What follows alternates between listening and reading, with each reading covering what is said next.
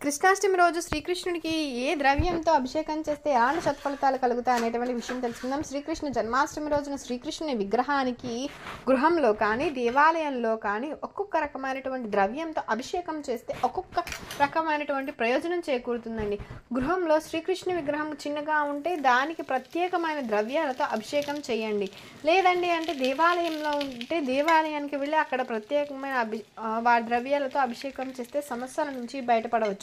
కృష్ణాష్టమి రోజు కృష్ణునికి ఆవు పాలతో అభిషేకం చేస్తే ఐశ్వర్యం అండి, ప్రయోజనం అయితే కలుగుతుంది. అదేవిధంగా ఆవు పాలతో చేస్తే మనకి ఆరోగ్యం సిద్ధిస్తుంది.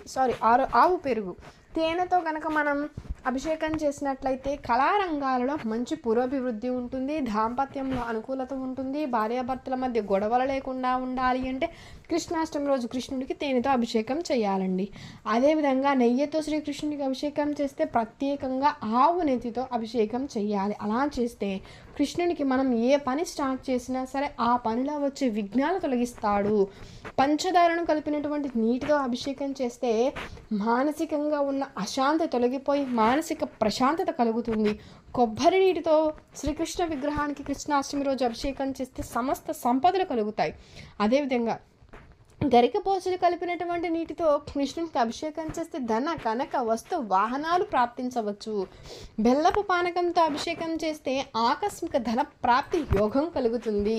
అదేవిధంగా అరటి పళ్ళ గుజ్జుతో స్వామికి అభిషేకం చేయించుకున్న మన చేతి వరకు వచ్చి జారిపోయినటువంటి పనులు అన్నింటిలో కూడా విజయం కలుగుతుందండి. అలానే వెన్న ఆ శ్రీకృష్ణునికి నైవేద్యంగా మనం సమర్పించినా లేక వెన్నతో కృష్ణుని యొక్క విగ్రహానికి అభిషేకంలా చేసినా ఆకస్మికంగా వచ్చేటువంటి కష్టాలు సమస్యలు ఇవన్నీ కూడా తొలగిపోతాయండి. బొప్పాయి పళ్ళ రసంతో ఆ శ్రీకృష్ణ పరమాత్ముడిని అభిషేకం చేశామనుకోండి, జాతక చక్రంలో ఉన్న దోషాలు తొలగిపోతాయి. ఖర్జూర పండ్ల రసంతో అభిషేకం చేస్తే శత్రు బాధలు చేసుకుని శత్రువులను సైతం మిత్రువులుగా మార్చగలుగుతాం.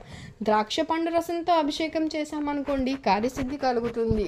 అలాగే పసుపు కలిపినటువంటి నీటితో ఆ శ్రీకృష్ణ విగ్రహానికి అభిషేకం చేస్తే జాతకంలో ఉన్న వివాహ సంబంధ దోషాలు తొలగిపోయి త్వరలోనే మంచి సంబంధం వచ్చి వివాహం జరుగుతుంది. కుంకుమ కలిపిన నీటితో అభిషేకం చేస్తే తల్లిదండ్రులు పిల్లలు కలిసే ఉంటారు, వారి మధ్య విభేదాలు అనేవి ఉండవు. ఇట్లా ఒక్కొక్క ద్రవ్యంతో కృష్ణాష్టమి రోజు కృష్ణునికి అభిషేకం చేయడం వలన ఒక్కొక్క ప్రయోజనాన్ని అయితే సిద్ధింప చేసుకోవచ్చండి. మీకు వీడియో నచ్చింది అనుకుంటున్నాను. నచ్చినట్లయితే లైక్ చేయండి, షేర్ చేయండి, సబ్స్క్రైబ్ చేయడం మర్చిపోకండి. కొత్తగా వాచ్ చేస్తున్నట్లయితే thank you for watching. Thanks so much.